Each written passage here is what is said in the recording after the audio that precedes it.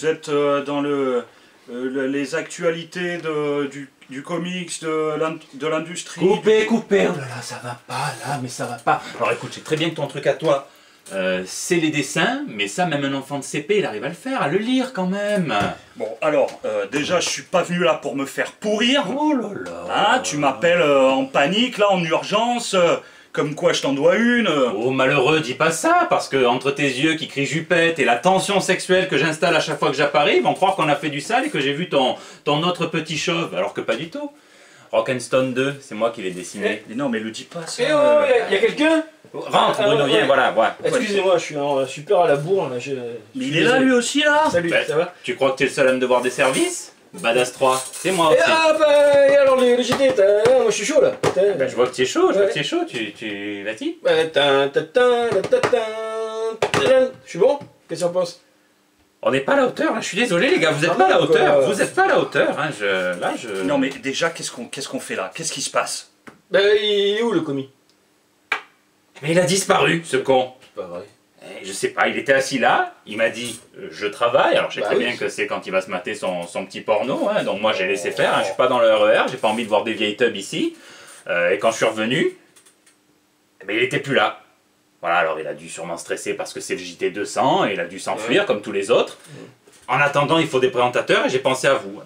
Tu parles Mais c'est du sang ça. Ouais, ben c'est pas moi qui vais nettoyer, je peux te le dire. Hein. Parce qu'en plus, je suis même pas sûr que ce soit du sang, parce que moi, je laisse tourner la caméra quand il se secoue le sidekick pour avoir des images et le faire chanter. Et je peux t'assurer que ce que je vois, c'est pas joli. Attends, t'es en train de me dire que tu laisses tourner la caméra, t'as tous les enregistrements? Mollo. Ouais, mais t'es sexy, mais hein? Vas-y, va me donner les enregistrements qu'on regarde là. Mais il est fou, lui, je suis pas ta secrétaire. Tu veux quelque chose, tu as 2 bras, tu te démerdes. Il est fou, lui. Putain. Y a rien qui sort quand on tape à l'amour sur YouPorn, quoi. Règle 34 de merde, ça va quand même pas être à moi de crier.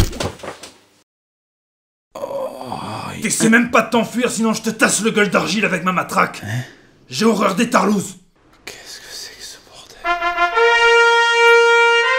Commis, congénère, tu vas devoir répondre de tes actes devant la commission où sont réunis l'ensemble des commis vidéastes du multivers. Et tout ça en live sur ma chaîne, donc mettez des pouces droits, enrôlez-vous, contribuez à l'effort de justice sur mon Pity, sur mon YouJust de type, mon Prépal, les chèques, les espèces, ça fait avancer la justice, et la justice, ça fait des vues. Pardon, excusez-moi. Qu'est-ce qui a foutu une chaise ici? Commissaire, laissez-moi le temps d'expliquer à mon client ici présent la situation. Je vois. Commis de la Terre C, vous êtes vraiment dans la mouise, ça saute aux yeux. Mais t'es aveugle en fait. Non, j'ai dit je vois, hein. Faudrait quand même être carrément con pour se faire passer pour un voyant tout en étant aveugle. Bon, alors, vous êtes ici car tous les commis du multiverse apparemment font des vidéos et il faut maintenir un certain nombre de vues si j'ai bien compris. Enfin bref, ils m'ont montré les plans, mais bon, en gros, j'ai compris qu'il se faisait du fric au plus les commis font des vues et au plus ça rapporte, donc il est prêt à tout, hein, et croyez-moi, ça ne rigole pas la commission. Commission? C'est un rapport avec Israël? Qui ça? Je connais pas, c'est un Marvel ou un DC? Laisse tomber, bon c'est le JT 200 là, qu'est-ce que je fous là?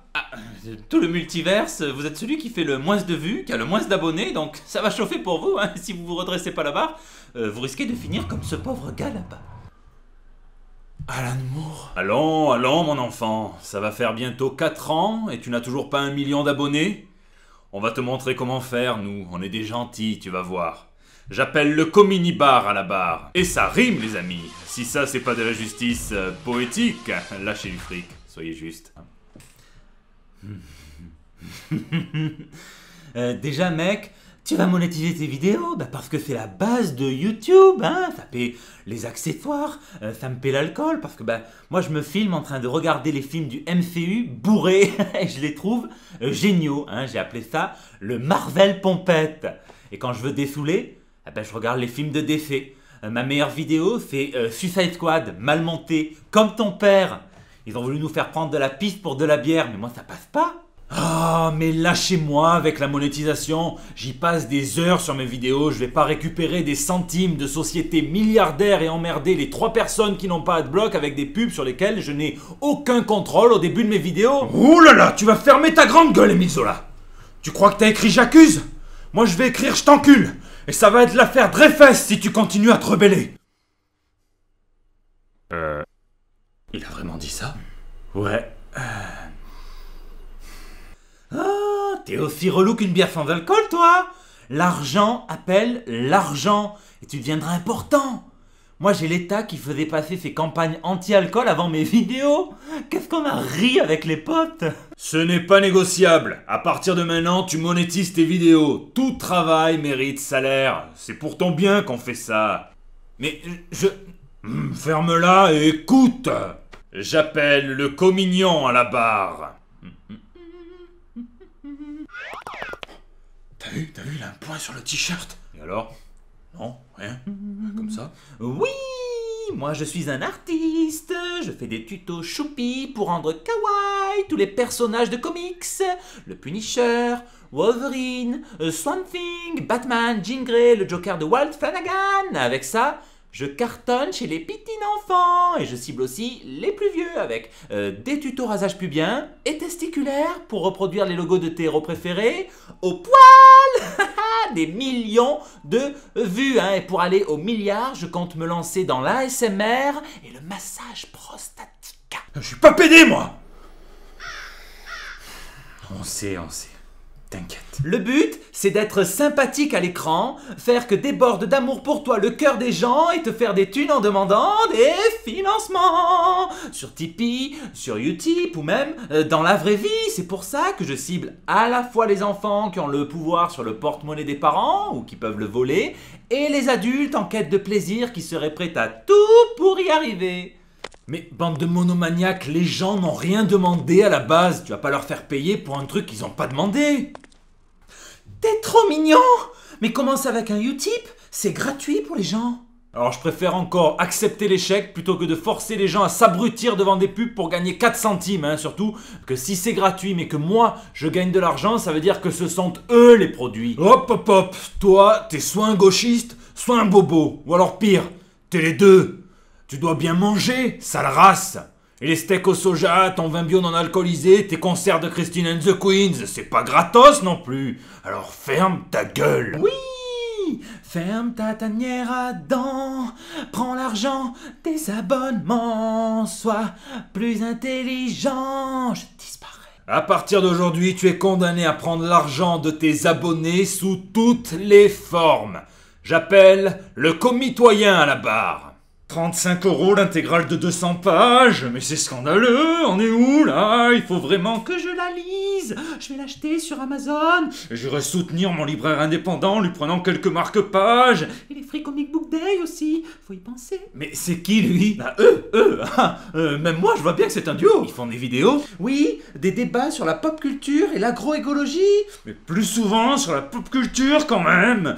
John Romita ne sait pas dessiner. On préfère les artistes comme Jeff Lemire. Mais qu'est-ce que vous voulez? Les pouces bleus, c'est super important les pouces bleus. Alors pouces bleus, like, partage, matraquage, tout le temps. La répétition fixe la notion. Valérie Beck? Non, Hitler. Mais attendez, c'est bon, ça je le fais déjà, ça. Je remercie les gens pour les pouces bleus, pour les partages à la fin de chaque vidéo. Y a pas de problème de ce côté-là. Tu remercies pas, tu réclames, et y a pas à la fin. Au début. Mais quand t'es au resto, tu payes à la fin, pas en rentrant, putain. Sauf au buffet à volonté. Mais on y va pas, nous on préfère la gastronomie, nous. Burger King, Buffalo Grill, l'Amérique. Faut que tu gères mieux ta relation avec tes abonnés. Faut que tu sois proche, mais distant. Présent sur ta chaîne, mais rare pour être cher, gratuit. Mais que les gens se sentent obligés de banquer pour être exclusif à tes yeux de mec lambda qui aura réussi à faire croire qu'il s'est hissé au-dessus de la populace. Et là, t'auras réussi à créer la marque du commis, bon pote avec ses clients. Tu pourras même leur vendre du Kevin Smith. Voilà, à partir de maintenant, plus de copinage à but non lucratif. Et il faut plus de tweets bien clivants pour faire plus de buzz. Quand un enfant de 12 ans te demande « Par où je dois commencer les comics ?» au lieu de répondre à la page 1, tu réponds « Allez tous crever les social justice warriors et pas... » J'en ai assez de toutes vos conneries. Il existe une constante dans le multiverse. Si on frotte 2 comics de Kevin Smith ensemble, l'onde de choc est telle que personne ne peut y résister. Alan, planque-toi!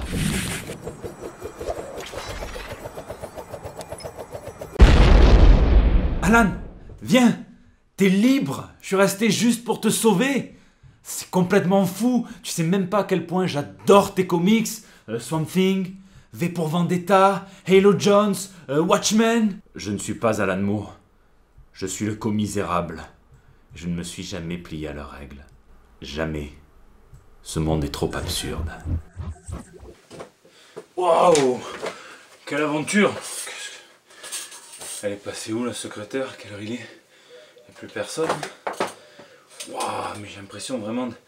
Putain, c'était pas Alan Moore! C'était pas Alan Moore! C'est un truc de fou, c'est un truc de fou. Bon, on se concentre. De toute façon, vous le savez, je crois que trêve de blabla, hein, vous êtes dans le JT Comics, le numéro 200, et tout de suite, hein, on passe aux news de la semaine. Spider-Man. Un peu plus tard dans ce JT, il y aura une review de Spider-Man Far From Home, mais pour l'instant c'est une nouvelle un petit peu plus triste, hein, puisque Disney n'a pas donné son autorisation au papa du petit Holly, 4 ans, décédé des suites d'une leucodystrophie, d'utiliser son héros préféré, un Spider-Man, sur sa pierre tombale. L'entreprise adresse ses plus sincères condoléances à la famille, se justifie en disant que de nombreux enfants sont comme Holly, hein, face à leur personnage, complètement émerveillés, pensent qu'ils sont réels, mais que pour préserver l'innocence de ces derniers, eh bien, ils suivent une règle instaurée par Walt Disney lui-même, hein, aucun personnage Disney sur les pierres tombales ou sur un quelconque monument funéraire. Le papa est un peu soufflé par cette décision, alors lui il dit que c'est une décision un petit peu motivée par l'argent, hein, Holly n'étant plus un consommateur, eh bien Disney s'en fout. Et l'ironie du sort est telle que la même semaine, l'artiste Richard Rielly expose lui, hein, sa sculpture grandeur nature de la tombe de Spider-Man, hein, celle que l'on peut apercevoir sur la couverture de Kraven The Last Hunt. Avec Spider-Man qui sort, qui dit non, j'ai pas le droit d'être là, c'est Walt qui l'a dit. Symbole. C'est la suite d'un feuilleton qui se poursuit maintenant depuis plusieurs années, celui de l'utilisation du symbole du Punisher par des représentants des forces de l'ordre, donc soit l'armée, soit la police. On avait pu le voir sur tous les capots d'une flotte de voitures de police du Kentucky, on a pu le voir sur la matraque d'un flic français, et on a pu évidemment le voir aussi de nombreuses fois sur les uniformes ou les armes des militaires, hein, américains ou anglais. Le co-créateur du Punisher, hein, Gary Conway, s'était exprimé sur le sujet en disant que le Punisher était un héros complexe et moralement compromis, hein, que personne ne devait imiter, surtout pas les flics. Étant moi-même un grand fan du Punisher, je me suis toujours demandé si les types, hein, qui se pignolent sur le Punisher premier degré, hein, avaient vraiment lu un comics, avaient compris la puissance tragique du personnage et surtout ne se disaient pas que n'importe qui ferait comme le Punisher serait tué par le Punisher. Sinon Frank Castle serait resté militaire et pas justicier. Et dans le dernier numéro du Punisher, Frank Castle croise la route de 2 policiers qui dit que contrairement à certains flics du commissariat, eux croient en lui, sont fans de lui, ils ont même un logo, enfin un autocollant du Punisher sur leur bagnole. Et il leur dit, hein, vous avez prêté serment de faire respecter la loi, vous aidez les gens, j'ai abandonné tout ça il y a longtemps, vous ne faites pas ce que je fais, personne. Vous avez besoin d'un modèle, il s'appelle Captain America, il serait heureux de vous avoir. Alors les flics sont un petit peu vexés, hein, ils pointent du doigt l'hypocrisie du Punisher, et on peut quand même féliciter Matthew Rosenberg, le scénariste, d'avoir incorporé ce genre de discours à l'intérieur directement du comics du Punisher, hein, surtout à cette époque où socio-culturellement parlant l'Amérique c'est un petit peu compliqué. Donc c'est pas facile, hein, on pourrait presque croire que Marvel regrette son personnage borderline, mais pas au point évidemment, hein, de l'annuler, puisqu'il fait quand même de meilleures ventes que beaucoup d'autres séries Marvel, et qu'en plus il permet d'attirer les lecteurs un petit peu plus vieux, donc c'est un sacré dilemme. La blague. En termes de marketing, les films adaptés de comic books sont plutôt habitués à draguer les lecteurs de comics, même si, je vous rassure tout de suite, ils ne comptent pas sur eux pour remplir les salles, hein, puisque même le flop de Dark Phoenix a attiré une moyenne de 7 millions de spectateurs, alors que la meilleure vente comics du mois de mai dernier, hein, c'est le DC's numéro 1, avec 242 000 exemplaires écoulés, on va dire 300 000 pour être large, donc vous voyez. Souvenez-vous, on avait eu droit à Captain America Civil War, qui au final avait bien peu à voir avec les comics, et on s'en doutait. adapté. On avait eu droit à Batman v Superman qui était censé être tiré plus ou moins du Dark Knight Returns de Frank Miller. Bref, très souvent on se sent piégé, hein, comme une fois sur deux au moment de passer à l'acte avec un rendez-vous Tinder thaïlandais ou brésilien. Et la surprise de la semaine, ce sont d'abord les photos du Joker de Joaquin Phoenix et de Todd Phillips, où on peut voir vraiment sa personnalité assez brisée, mais c'est aussi les propos du réalisateur, puisque Phillips dit que ce film risque d'énerver les fans de comics. Plus précisément, il dit: nous n'avons rien adapté des comics, ce qui va rendre les gens furieux. Nous avons simplement écrit notre propre version de ce que pourraient être les origines d'un type comme le Joker. C'est ça qui m'intéressait, c'est même pas le Joker, c'est la transformation en Joker, c'est à propos de cet homme. Alors tant pis pour les fans d'Alan Moore qui espéraient voir The Killing Joke à l'écran, tant pis pour les fans de Snyder, Scott qui savait d'emblée qu'il n'aurait pas le Joker mythologique du New 52, et tant pis pour les fans du Joker de Walt Flanagan qui pourront se consoler mutuellement puisqu'ils sont deux. Cebulski parle trop. Si c'était un super-héros Marvel, il s'appellerait Pompier Pyro Man, puisque l'éditeur en chef et le grand Manitou de chez Marvel Comics, C.B. Cebulski, aurait mieux fait d'oublier ce tweet qui a laissé un petit goût amer dans la bouche de beaucoup d'artistes. Toujours comme un rendez-vous Tinder en Thaïlande, un très colo, c'est aussi recycler ses vannes. Il répond à un tweet de Kurt Busiek qui dit que sa plus grosse erreur sur son run des Vengeurs, c'est d'avoir voulu trop en mettre, et il dit je trouve que beaucoup de nouveaux écrivains continuent à faire ça aujourd'hui. Ils obtiennent un boulot chez Marvel ou DC, finissent par jouer avec leurs héros d'enfance, ne savent pas combien de temps ça va durer, alors essaient de faire rentrer toutes les histoires qu'ils ont dans leur tête dans plusieurs sous-intrigues avec très peu de chapitres. Oh le con. Bon, et ça n'a pas loupé, certains lui ont répondu que c'était peut-être dû au fait que beaucoup avaient peur de se faire annuler leur série en moins de 10 épisodes, voire 5. La faute à qui? Eh bien la faute aux responsables éditoriaux, donc directement à Cebulski. Et c'est d'ailleurs le boulot des éditeurs de parler avec les auteurs, de planifier leur run et de leur dire un petit peu quelle longévité ils peuvent espérer pour leur série. Certains un petit peu plus taquins lui ont demandé s'il fallait mieux se faire passer pour un auteur japonais afin d'être sûr d'avoir une certaine sécurité de l'emploi. Ils évoquent évidemment le Yoshida Gate, quand C.B. Cebulski se faisait passer pour un auteur japonais pour pouvoir publier ses récits chez Marvel alors qu'il faisait partie du staff éditorial. Bon, le conseil vaut quand même ce qu'il vaut, soyez bien sûr du message et des histoires que vous voulez raconter dans vos propres comics, et je vous laisse me dire ce que vous pensez de toute cette affaire dans les commentaires. Multi-news! Et pas mal de petites news comics à picorer cette semaine, et on continue la restructuration chez DC, et cette fois c'est le magazine iconique, satirique, donc Mad Magazine qui est impacté, le magazine qui avait été créé en 1952 par Harvey Kurtzman et William Gaines. Il avait été relancé par DC il y a quelques années, et bien il va désormais arrêter de publier du matériel inédit, donc que des réimpressions avec néanmoins une nouvelle couverture. Et le plus triste dans tout ça, c'est quand même l'éditrice du magazine, Ali Gortz, qui dit que l'histoire tendant à se répéter, eh bien, elle est persuadée que Mad Magazine va tout de même rester pertinent, même en publiant des trucs d'il y a 40 ans. Ah, ça m'a flingué. Beaucoup ne veulent pas laisser tomber ce magazine, et certains veulent lui trouver un digne successeur. C'est le cas d'Eric Powell, qui a fait un appel à tous ses collègues, les artistes pros, pour faire un magazine qui s'en foutrait complètement de tout. Et ça a intéressé pas mal de gens, donc à suivre chez Albatros. Et ironie du sort, Marvel relance dans quelques mois son propre magazine satirique qui s'appelle Crazy, qui a été créé dans les années 1970 pour justement concurrencer Mad Magazine. Si vous aimez Bill Sienkiewicz et David Laffam, à qui l'on doit en partie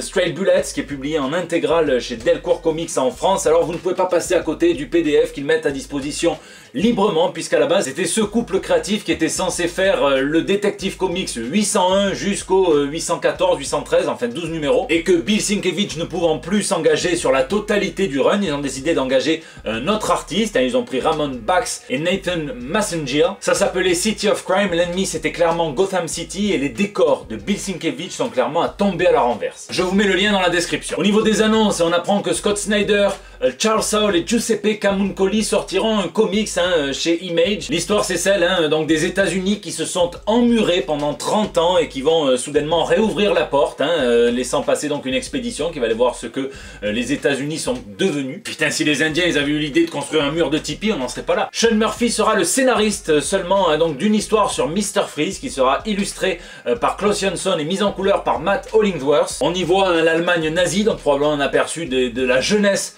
de Mr. Freeze, ses parents sûrement. Et puis évidemment sa grande épreuve à Victor, sauver sa femme Nora. Surprise dans l'univers de Black Hammer, dont l'encyclopédie illustrée est sortie sous format de comics chez Dark Horse ce mois-ci, et on y découvre que le nom du Dr Star a été remplacé par celui du Dr Andromeda. Alors Jeff Lemire déclare qu'il y a plein d'annonces à venir sur Black Hammer dans les mois qui viennent, hein, et donc notamment sur Dr Star. Et on verra donc s'il s'agit d'un problème de droit et de l'exploitation commerciale du nom de Dr Star James Robinson, puisque c'est le créateur de Starman, hein, c'est l'hommage le moins caché, le moins camouflé de tout Black Hammer, et surtout la meilleure mini-série qui existe dans l'univers de Black Hammer. Je vous en parlais la semaine dernière, j'étais déjà très chaud pour November, le nouveau comics de Matt Fraction illustré par Elsa Charretier, mais quand je lis Warren Ellis qui écrit ça dans sa dernière newsletter, ok, c'est le comics que vous devez vous souvenir d'acheter, car j'ai lu le premier volume plusieurs fois en script et en version finale, et c'est un autre niveau. Ça me fait regretter de ne plus être auteur de comics à plein temps avec un artiste qui voudrait bien travailler avec moi, juste pour tenter de faire quelque chose du même gabarit. C'est un travail incroyable. Et ben là voilà, là je suis brûlant. Far From Home. Spider-Man est l'un de mes personnages de comics favoris, hein. J'aime bien l'idée de cet ado qui doit se démerder de sa vie, hein, qui acquiert un pouvoir énorme et qui doit dépasser son propre égoïsme, et de ce point de vue on retrouve tout à fait ça dans Spider-Man Far From Home. Il y a un sous-texte bien pertinent, il y a des effets spéciaux qui retranscrivent très bien, hein, ce que j'ai pu lire dans les comics. Donc c'est plutôt cool, hein, mais le souci c'est que même si je suis pas vraiment le cœur de cible, hein, de ce film plutôt adolescent, eh bien ils prennent quand même, hein, des raccourcis, ils se font des tout droits. Ça me fait chier, hein, et pour mieux vous expliquer, je vais devoir spoiler, mais n'ayez pas peur, hein, je vais tout de suite vous laisser baisser le son, hein, en vous disant que je vais afficher un logo spoiler rond, hein, qui va s'afficher ici, et quand il ne s'affichera plus, c'est que j'aurai arrêté de spoiler. Bon ok, nous autres lecteurs de comics, on savait plus facilement que Mysterio est aussi foireux qu'un Morito GHB, mais quand même, qui lui donnerait aussi facilement Edith? Moi j'ai pas vu la confiance nécessaire se construire, donc ça me paraît complètement pas crédible. Ensuite il y a le Spider-Sense, j'ai toujours pas compris, hein, dans Infinity War, une invasion d'aliens, ça lui fait à peine se dresser les poils comme une olive bien placée. Au début du film, il n'arrive pas à esquiver une putain de banane, et à la fin il devient un super ninja, il s'en sort aussi bien que Bernard Tapie à son procès pour trop perçu. Putain. Bon, pour le reste, j'adhère vraiment à l'idée, hein, que Nick Fury privatise toute une population de Skrull, hein, pour en faire une espèce d'agence d'espionnage, une espèce de SWORD. Mais je suis un petit peu plus perplexe de le voir se la couler douce pendant que ces deux Skrull LMD gèrent une potentielle menace d'extinction totale, presque aussi catastrophiquement que ce que les deux profs de la classe de Peter gèrent leur voyage scolaire. Ah bah ouais, Marc Dutroux et Oussama Ben Laden auraient été plus capables d'encadrer des gosses que ces deux tocards, faut se poser des questions au bout d'un moment. Bon, sinon évidemment c'est encore imprégné de Tony Stark à fond, c'est vraiment l'oncle Ben du MCU, et j'apprécie le soin apporté de vouloir relier un petit peu tous les films du MCU avec d'anciens employés maltraités de Stark Industries qui sont prêts à tout, hein, pour avoir une forme de revanche et même à se faire manipuler par Beck. L'humour un petit peu relou d'adolescent m'a presque pas dérangé, hein. Mention spéciale à Flashistan, hein, qui est aussi subtil qu'un film de Jackie et Michel, mention spéciale et une vraie cette fois à ce final un petit peu très audacieux, hein, qui met Peter Parker dans une merde qu'il a pratiquement dû jamais gérer à cet âge-là dans les comics, donc il me tarde de voir comment ça va évoluer. Et m'emmerdez pas avec JJJ, hein, le seul journaliste pour lequel je suis prêt à crier comme un ado devant l'homme pâle si je le vois à l'écran, c'est Spider Jérusalem. Bon, je vous laisse du coup me dire ce que vous avez pensé de Spider-Man Far From Home dans les commentaires.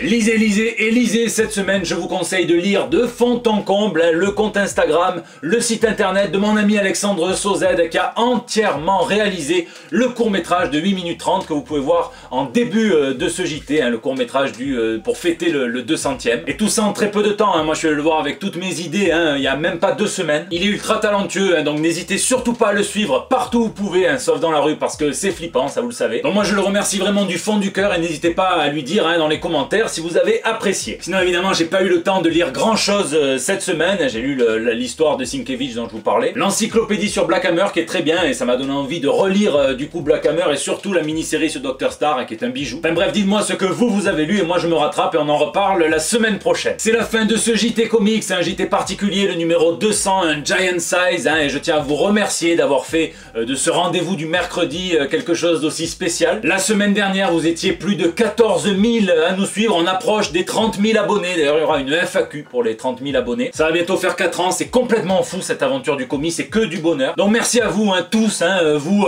qui partagez, qui mettez des pouces bleus, qui tweetez, qui retweetez, qui commentez, qui regardez. Merci à Bruno Bessadi, merci à Yann Valani, merci à Alexandre Sauzed, merci à ceux qui se reconnaîtront et que j'aime très fort. Merci évidemment à ma secrétaire. N'hésitez pas à réagir hein, dans les commentaires sur YouTube où je réponds à chacun d'entre vous, sur les réseaux sociaux, sur Instagram, sur Facebook, sur Twitter, où vous pouvez aussi me laisser vos petits messages pour le bandeau. En 200 JT, il y a dû avoir plus de 8000 messages. Je vous fais des bisous et je vous donne rendez-vous évidemment la semaine prochaine pour le 201, pas de reboot, hein, pour des nouvelles toutes fraîches. Vous voyez, c'est quand même autre chose que votre bâton, vos petits ronds, voilà, là, il y a quelque chose. Hein. On est sur, voilà, il faut toujours savoir qu'il y en a un qui pend plus que l'autre de testicules. On est sur quelque chose, on est sur une œuvre d'art. Voilà. Et pour les lignes de force, du coup? Ah ben là, c'est la méthode DTC.